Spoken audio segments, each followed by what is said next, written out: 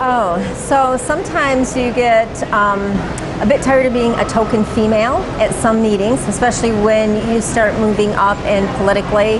But there isn't so much a network for women, or there hasn't been in the past. It's like our profession has been so male dominated that it's always nice to get together, because women have different needs and different challenges in practice, and balancing families and home with practice. I won't say all men, but a fair amount of them probably aren't worried at 5 o'clock when they're with patients about what are we going to have for dinner tonight. Do you know what I mean? And so we found that when women got together at conventions and had small groups together, we realized there's a real need there. And then Dr. Cindy and Dr. Nancy, who are cousins of mine, started a Facebook group. And it was a private group for women. And it became crazy, growing like gangbusters, and we realized, oh my gosh, there's a bigger need out there than we ever thought, and we should then maybe parlay that into an actual organization. So we did that a year and a half ago, and wrote bylaws, filed 501c3 for our taxable status with the IRS, and then we decided if we didn't do an all-female event, like who else would? So here we are.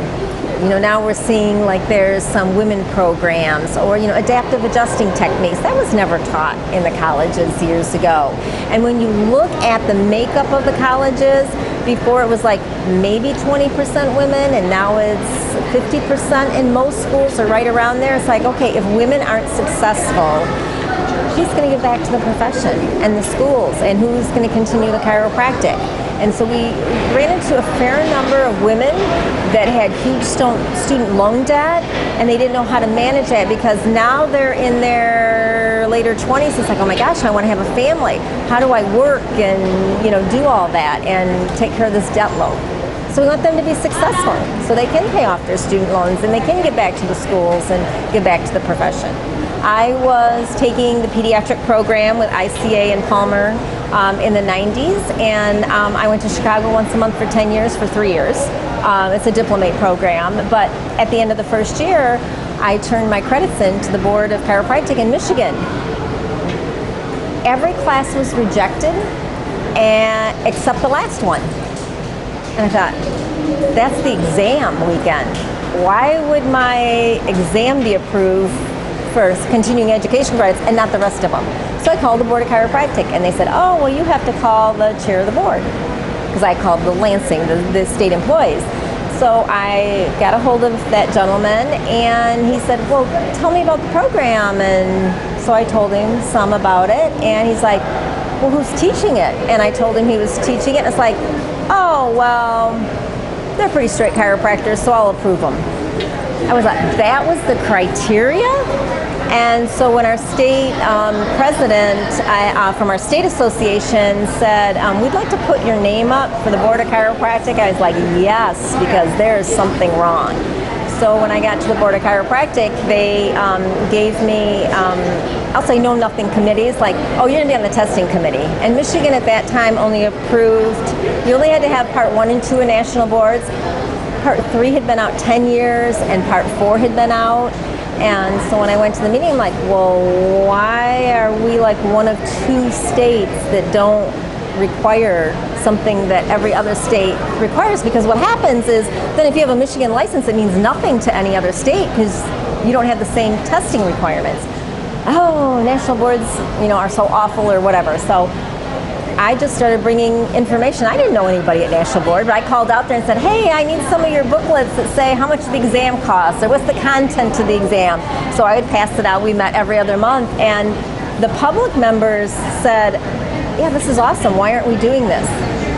So they ended up voting myself and another friend in as more leaders. And so I was going to meetings and meeting other people, and I had somebody say to me, we'd really like to put your name up for a seat on national board. And I'm like, no, you can't do that, because a lot of people in our state hated national boards. And it's like, I want to be chair one more time of the Michigan board. So they had never had a female on their board. So So they, that year, elected a different female from a different state. So I just went to the meeting the next year because that was my job as being on Michigan board, and they said, this gal isn't going to run again. We'd like to put your name up. I'm like, oh, okay. So the next thing I know, I'm on national board. So I was on that board for 13 years and ended up having the opportunity to be the first female president of national board. And then I was getting off that, and I had somebody call me and say, hey, I'd really like to put your name up to be a trustee on Palmer's board. And I'm like, oh, I can't. I'm on national board. That's a conflict of interest. And then they called back a month or so later and says, well, it's not for another year or longer. And I'm like, oh, okay. So I've been on Palmer's Board of Trustees for about a year and a half now. And in the meantime, you know, Dr. Cindy and Dr. Nancy and Dr. Rose, we were getting all this going for the last, year and a half. It has been really phenomenal. I mean, we've had so many of the female docs say, wow, this is so cool, when's the next one, can we sign up? You know, so it's been, you know, we worked real hard because we didn't decide to do this until New Year's Eve weekend. And so we worked hard to pull it off, and it's really nice to see that they're enjoying it.